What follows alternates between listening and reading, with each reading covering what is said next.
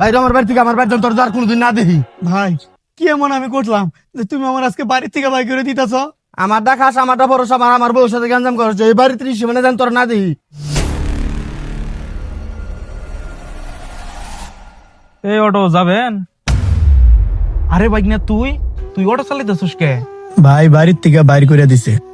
আরে তোর বাড়ি থেকে বাইক দিছে মানে? তোর ভাই তোর বাড়ি থেকে বাইক দিব কে? জানি না মামা, ভাবি যেন বাইরে কি আমতাম বুঝাইছে। ভাবি আমার একদমই সহ্য করতে পারে না, এর লেগে ভাই কিছু না কইয়া আমার আজকে বাড়ি থেকে বাই করে দিছে। বুঝতে পারছি বাইক না, তোর ভাবি তোর সাথে যে ব্যবহার গুলা করে এগুলা তোর ভাই মনে হয় জানে না।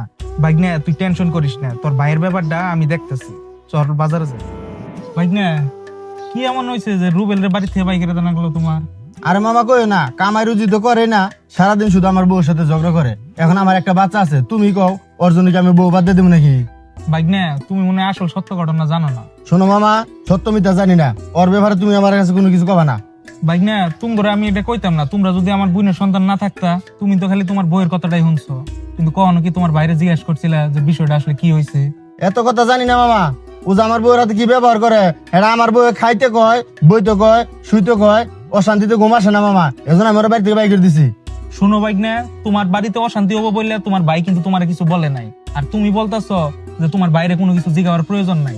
আজকে যদি তোমার বাইরে তুমি জিগাইতে, তাহলে তোমার বাইরে আজকে বাড়ি থেকে বাইক দেওয়ার প্রয়োজন হইতো না। তুমি যে কইতাছো তাহলে ঘটনাটা তুমি জানো, তাহলে তুমি কছে।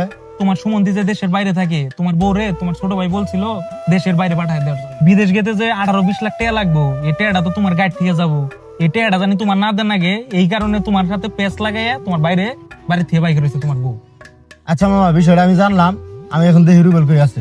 ওই বাজারের আশেপাশে আছে, ও তো অন্য দেখলাম মোটর চালাইতেছে, খুঁজা দেখো। কিরে রুবেল, বাড়ির দিকে যাবার কইছি, এদিকে বাড়ি থেকে থাকা লাগবো। ভাই তুমি আমার বাড়ি থেকে বাই করে দিছো, আর কইছো ওই বাড়ি যেন আমি কোনোদিন না যাই, তাহলে আমি কোন মুখ নিয়ে তোমার বাড়িতে আবার যাই? আচ্ছা ঠিক আছে, মানলাম আমি তোর বাড়ি থেকে বাই করে দিছি, তাই বাড়িতে যাবি না তুই? আর তোর ভাবির সাথে কি হয়েছে? আরে আমি তো তোর ভাই, তুই আমার কাছে একটা আমার খুলে কবি না? শোনো ভাই, এই ছোটর দিকে বড় করছো, কোনোদিন দুই ভাইয়ের ঝগড়া লাগলো না। আজ 2 বছর ধরে বিয়া করছো, এখন তোমার সাথে আমার ঝগড়া লাগে আর তুমি আমার সইতে পারো না, বাড়ির থেকে বাই করে দাও। শোনো ভাই, কোনো কিছু হইলে আগে বাইরে জিজ্ঞাসা করা উচিত যে ভাই আসলে ঘটনাটা কি হয়েছিল। তা না হই না ওই মহিলা মানুষের কথা হই না, আমার তোমার বাড়িতে বাই করে দেওয়াটা উচিত হয় নাই। লেখাপড়া শেষ করে বেকার ঘুরে আবার আইতাছি, কোনো চাকরি বাকরি নিতে পারলাম না। তোমার সম্বন্ধে বিদেশ থাকে, ভাবছিলাম বিদেশ গিয়ে যদি কিছু টাকা পয়সা কামাই, অন্তত তোমার পাশে তো দাঁড়াইতে পারবো। জীবনে তো আর 2 টাকা তোমার হাতে আমি দিতে পারি নাই। শোন ভাই, বিদেশ গেতে 20-22 লাখ টাকা লাগতো না, 20 লাখ টাকা আমি দিব তোরে, তুই দেশে ব্যবসা করে খাবি, তোর আর অটো চালা লাগবো না।